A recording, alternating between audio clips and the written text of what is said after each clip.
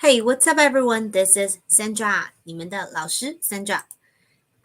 So apologize about the camera qualities because my new camera is on the way. And then, of course, let's quickly do what we always do here. First, let's change pleasantries. 大家好. Hello, everyone. And 你们好吗? I hope the answer is 很好. I know it's a little bit hard given what a trying time we live in, but hopefully everybody is still taking good care of them yourselves and taking good care of your mental health. And then last but not least, 欢迎, welcome to Community Mandarin. Today, piggyback on what we covered last time, which is in English, we call it radical or component. In Mandarin, we call it 偏旁, which is the component that forms a Chinese character. So today we're going to be learning the most common one. But before that, let's jump in and then see what very common ones we've learned so far. So 常用的偏旁, which means commonly used radicals or components. So we learned 单人旁, which if you've learned writing Chinese characters for a while, that's probably the first radical, first 偏旁 you've seen. 单人旁, which is basically 人 but slanted on the side. And next one, 三点水. Literally, it is translated into 3-dot water.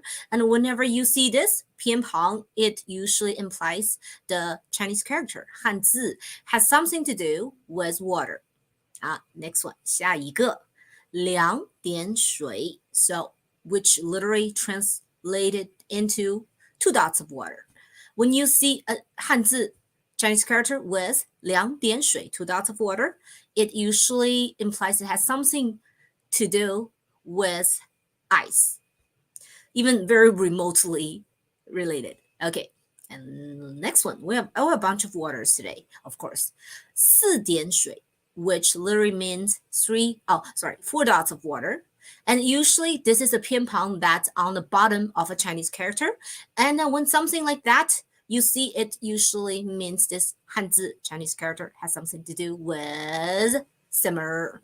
So, okay, next one, we call it 言字旁. What we're looking at is the simplified way of writing the character 言, which means speech. So whenever you see 言字旁, it means this Chinese character has something to do with speech.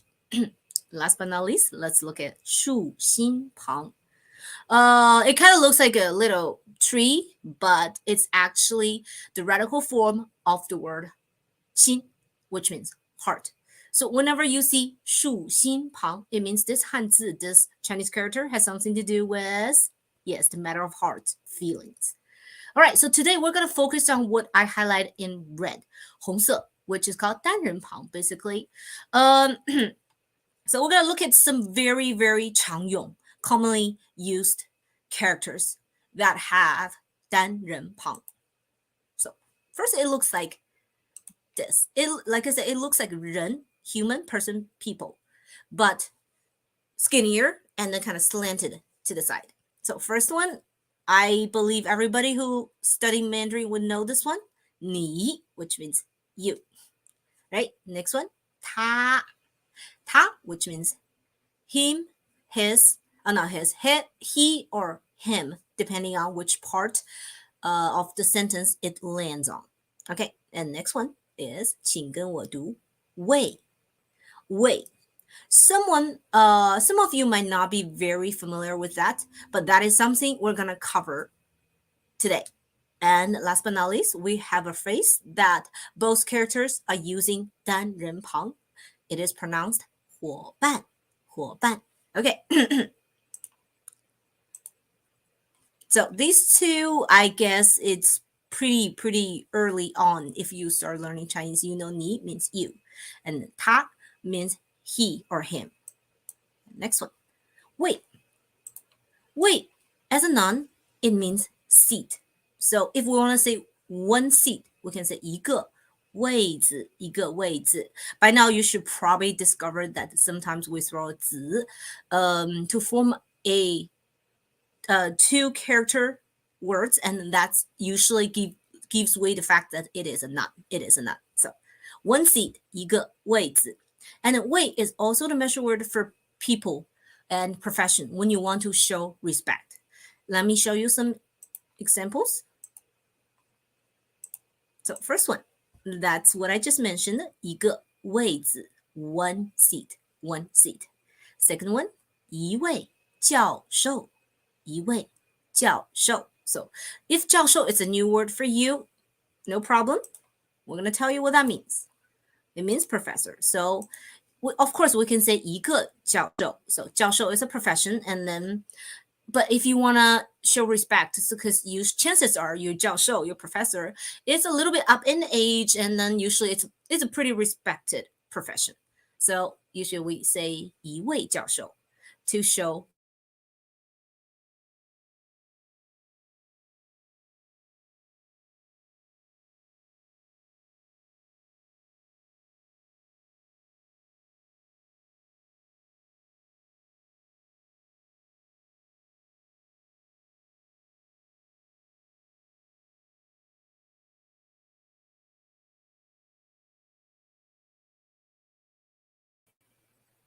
Oh, sorry about. I think my internet just got weird for a moment.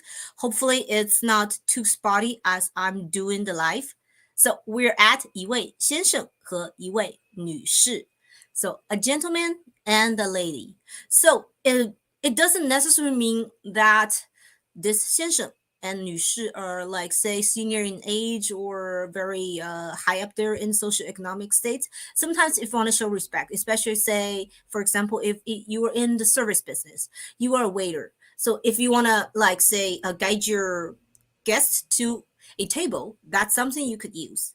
一位先生和一位女士. Okay. Next one. 伙伴. 伙伴. 伙伴 is a kind of the one of those Mandarin words that it's kind of hard to find a very accurate English word counterpart for it. So it can be comprehended in so many ways. It can mean partner, it can mean companion, it can mean body. For those who actually knows a little bit Japanese, in Japanese there is a very accurate word for that. It's called nagama, but in English it's a little bit hard to grasp what actually is 伙伴 in Mandarin. But as you can see, they both have 单人旁, they both have 人, so that means that's a person usually. That's a person. Okay. So let's look at these two sentences. 第一句, the first sentence, 请跟我读. It is 我女儿和她的小伙伴. So we know 伙伴 means little buddies, little friends. 小伙伴 means, yeah. If I say 我女儿和她的小伙伴, chances are this my daughter and her little friends, like kindergarten friends or playground play buddies. Yes. Okay.